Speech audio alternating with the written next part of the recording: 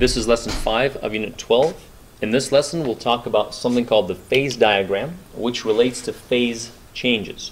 Now this is actually something that's pretty important and not very well known about. The phase diagram essentially takes the three phases of any substance. You can use water again if you'd like, and it plots it. It plots the temperature and the pressure. So here the temperature is on the x-axis, the pressure is on the y-axis, and the phase diagram looks like a Y. Notice it's like a Y shape, and there's a dot in the middle. And the three phases of matter are solid, liquid, and gas. And this makes sense. It goes solid on the left because the temperature is increasing this way. You go from a solid to a liquid to a gas. That's kind of how to remember which portion is which. Now this phase diagram actually shows you that you can change between the three phases of matter either by adjusting temperature or by adjusting pressure. So an example of this would be, say if you're a gas, or let's do this. Say if you are a liquid at this point right here. So, you know, at some temperature and some sort of pressure, you are a liquid. In order for us to become a gas, there are two ways we can do it. We can either heat up the liquid. And notice as we heat up the liquid, we get into the gas range. We knew that. You can boil something by heating it up, but you can also do the same thing by lowering the pressure. We actually showed you this in class. You can boil water without heating it by reducing the pressure. You can also go between the solid and the liquid by increasing the temp or by increasing the pressure. So this is actually a phase diagram. The next slide describes all the changes in detail. So let's quickly take a look at them. So you have your freezing and melting right across here.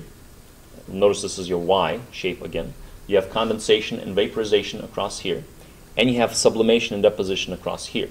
So usually many substances can actually undergo, or you can make many substances undergo sublimation if the pressure is low enough. If the pressure is low enough, increase the temp, it becomes a gas. Decrease the temp, it becomes a solid. A few other points here is something called the triple point. The triple point is a fascinating point on here, and it's the temperature and pressure at which all three phases coexist. So in other words, you have yourself both a solid, a liquid, and a gas existing together. And we'll show you a video of this. It's pretty fascinating.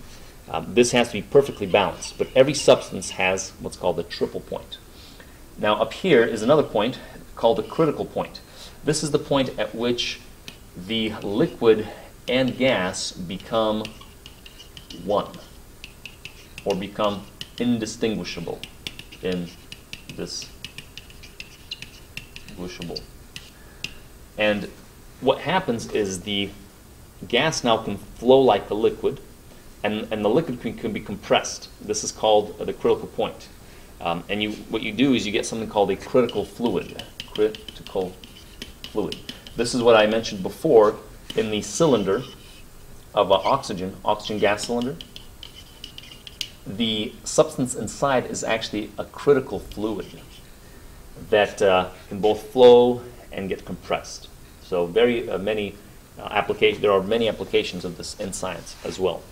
The equilibrium idea here, don't worry too much about. We didn't discuss equilibrium in Honors Chem. We will in AP Chem yet.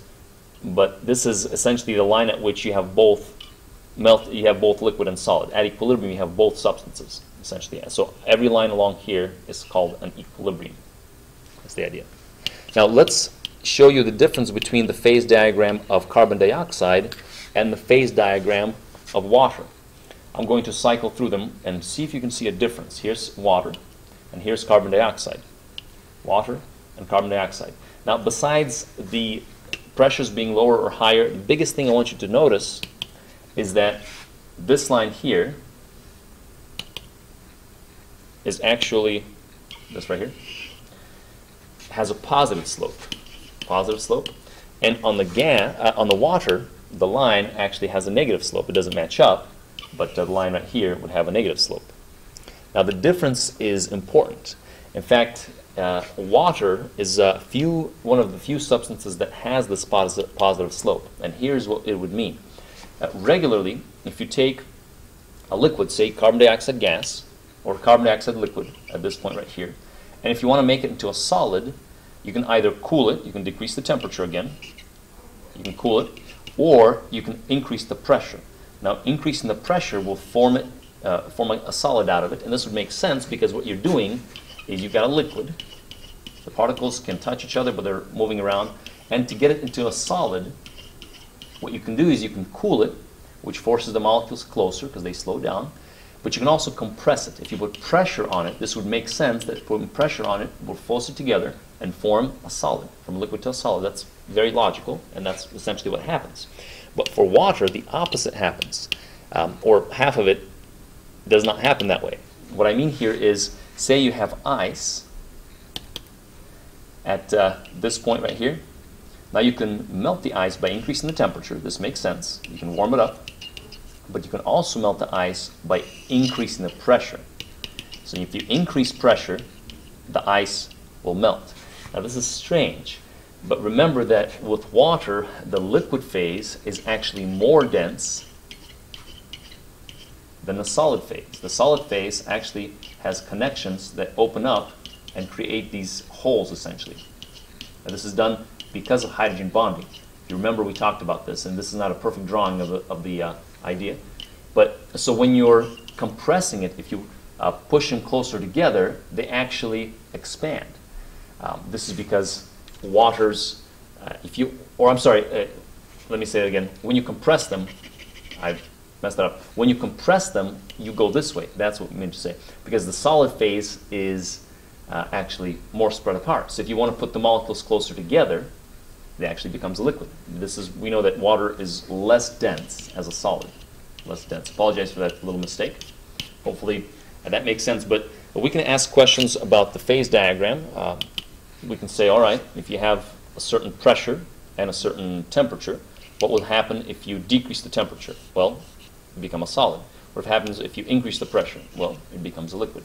So we will do these sorts of calculations and these sorts of questions in class as we discuss the phase diagram and the heating curve of water. This completes for us lesson 5 of Unit